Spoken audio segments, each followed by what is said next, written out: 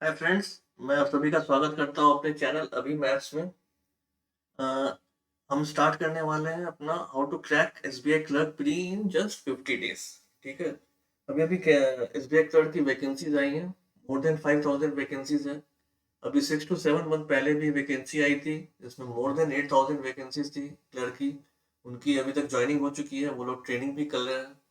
ठीक है। ये सब मैं इसलिए बता पा रहा हूँ क्योंकि मैं अभी स्टेट बैंक ऑफ इंडिया में करेंटली स्केल 3 ऑफिसर में पोस्टेड हूँ। मैं एक ब्रांच हेड कर रहा हूँ। ठीक है।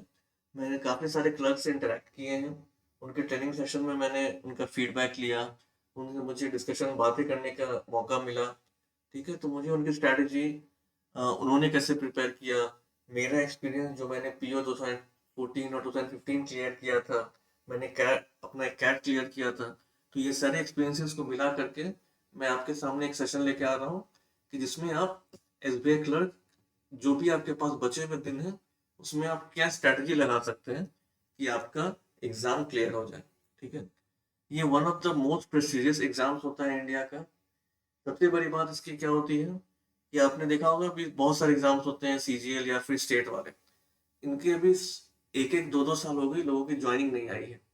इनमें आप इसमें आपको क्या होगा कि जून जुलाई में आपकी मेंस कंप्लीट हो जाएगी, बाई सितंबर अक्टूबर आप बैंक में होंगे, आपकी पहली सैलरी आ रही होगी।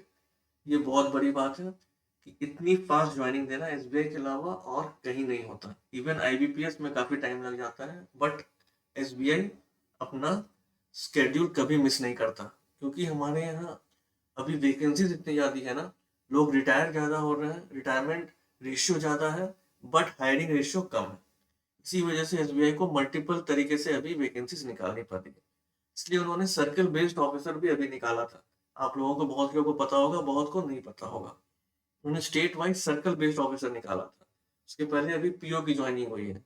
जैसे ही क्लर्क खत्म होगा अभी आपको एसबीआई पीओ की वैकेंसीज आएगी। ठीक है। तो ये अभी प्रोसेस चलता रहेगा क्योंकि इनका रिटायरमेंट जो है काफी ज्यादा पीक पर है। बहुत सारे लोग वॉलंटरी रिटायरमेंट भी ले रहे हैं, जैसे 57 58 है जिनकी थोड़ी तबीयत खराब रहती है, उनका ये ऑप्शन होता है वॉलंटरी रिटायरमेंट स्कीम, वो पहले ले रहे हैं लोग। ठीक है। तो नए लोगों को काफी ज्यादा मौका मिल रहा है। तो आपका अगर स्ट्रेटेजी, आपका अगर एम है बैंक में आना और वो भी इंडिया के नंबर 1 बैंक में, तो डेफिनेटली थोड़ी मेहनत तो लगेगी, थोड़ी स्ट्रेटेजी आपको फॉलो करनी पड़ेगी। तो चलिए हम आज का सेशन में पहले पढ़ लेते हैं कि आपको करना क्या क्या है। सबसे पहले आपको अपने सिलेबस को कंप्लीट करना, आपको जानना है कि सिलेबस क्या है। ठीक है। सिलेबस को हमेशा, कोई भी एग्जाम की जब आप प्रिपरेशन करते हैं तो सबसे पहले अपने पास सिलेबस को रखिए कि इस एग्जाम में हमें पढ़ना क्या क्या है। क्योंकि मैथमेटिक्स ऐसा है कि आप पढ़ते जाएंगे, खत्म नहीं होगा कभी। लेकिन आपको पता होना चाहिए कि आपको लिमिट कहाँ पे रखनी है। ठीक है। आपको क्या पढ़ना है, ये सबसे इम्पोर्टेंट चीज है। ठीक है। तो सबसे पहले आप अपने सिलेबस का एक चार्ट बनाइए। ठीक है। उसमें आपने जैसे डाल दिया कि आपको सिंप्लीफिकेशन है, क्वाड्रेटिक इक्वेशन है, आपको नंबर सीरीज है। ठीक है। इस तरीके से करके आपकी डीआई है, प्रॉफिट एंड लॉस परसेंटेज, इस तरह करके आपकी है। सबको आप एक चार्ट बना लीजिए। ठीक है। डेली आपने स्टार्ट किया। ठीक है। सबसे पहले आपकी स्ट्रेटेजी क्या होनी चाहिए अभी कि नेक्स्ट 10 से 15 दिन तक आपको कोई मॉक नहीं लगाना है, आपको अपने चैप्टर्स कंप्लीट करने हैं, आपको अपने चैप्टर्स रिवाइज करने हैं पूरे। ठीक है। तो पहला चैप्टर से उठाया, आज ये चैप्टर कंप्लीट या आज 2 चैप्टर कंप्लीट, उसको हमने टिक मार दिया। ठीक है। इस तरह करते करते हमने सारे चैप्टर्स को रिवाइज कर लिया और कंप्लीट कर लिया। आपके आपका जहां भी टेबल स्टडी वहां पर आप मैथ्स, रीजनिंग, इंग्लिश तीनों का चार्ट लगा के रख लें। ठीक है। सबसे पहले मैथ्स में आपने क्या क्या कर लिया। ठीक है। जैसे ही आपका सिलेबस कंप्लीट हुआ, आपको स्ट्रेटेजी बनानी है कि आपके 10 15 दिन में सिलेबस कंप्लीट हो जाए। सबसे पहले ये आपको करना है। फिर आपको ये देखना है प्रीवियस ईयर क्वेश्चंस कि एक्चुअली पूछ क्या रहा है। ठीक है। एक्चुअली पूछ क्या रहा है, कहाँ कहाँ आपका जो टॉपिक है वो बहुत इंपॉर्टेंट है। जैसे कुछ कुछ मैं बता दूं, सिंप्लीफिकेशन एंड एजम्पशन बहुत इंपॉर्टेंट है, हर साल 5 क्वेश्चन मिनिमम आते हैं। 5 क्वेश्चन आपके क्वाड्रेटिक इक्वेशन से आते हैं, 5 क्वेश्चन आपके नंबर सीरीज से आते हैं। ठीक है। ये तीनों आपको मिला के 15 क्वेश्चन हो गए। 10 क्वेश्चन आपके, 5 10 क्वेश्चन डीआई से आ जाते हैं, या 5 क्वेश्चन डीआई से आ जाते हैं। बाकी आपके थोड़े वर्ड प्रॉब्लम्स आते हैं। ठीक है। तो इस तरीके से प्रॉफिट एंड लॉस परसेंटेज, इस तरीके से आपको time, speed and distance, time and work, mixture allegation, partnership, इस तरीके से आपको आते हैं। तो आपको प्रीवियस ईयर क्वेश्चन देख के आइडिया लग जाएगा कि मैथमेटिक्स में क्या क्या इंपॉर्टेंट है और मुझे क्या क्या पे ज्यादा स्ट्रेस करना है।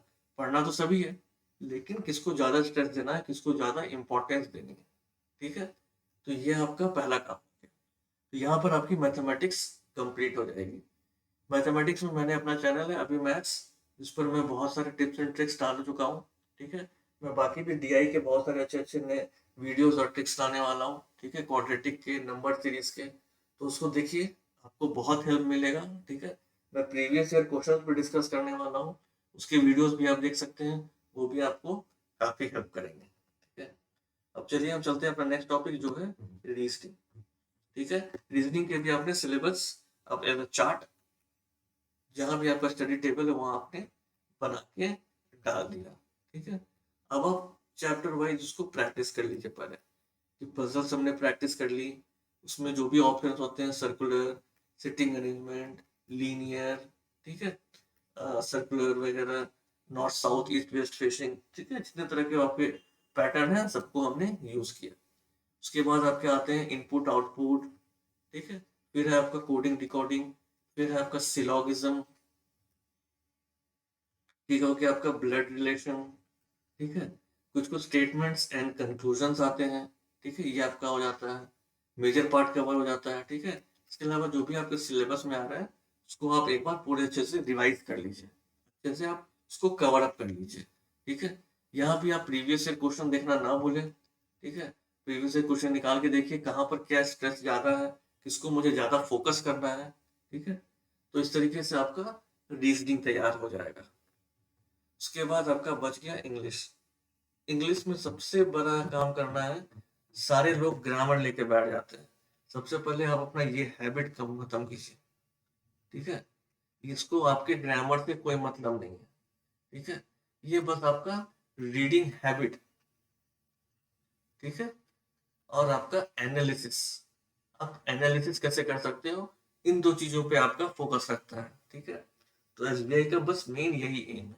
ग्रामर आप पढ़ते रह जाओगे, आकाश सागर है, वो चलता रह जाएगा। ठीक है, कभी कंप्लीट नहीं होने वाला, तो वो आपको और हेल्प भी नहीं करेगा। 5 क्वेश्चन के लिए आप कितना करोगे।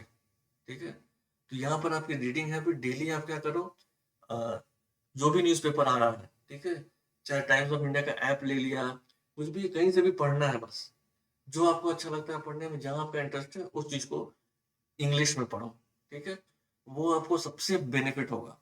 हमारा सबसे इंपॉर्टेंट होता है आरसी, रीडिंग कॉम्प्रिहेंशन, और इसके अंदर दूसरी और गलती करनी है कि वर्ड को कभी मेमोराइज नहीं करना।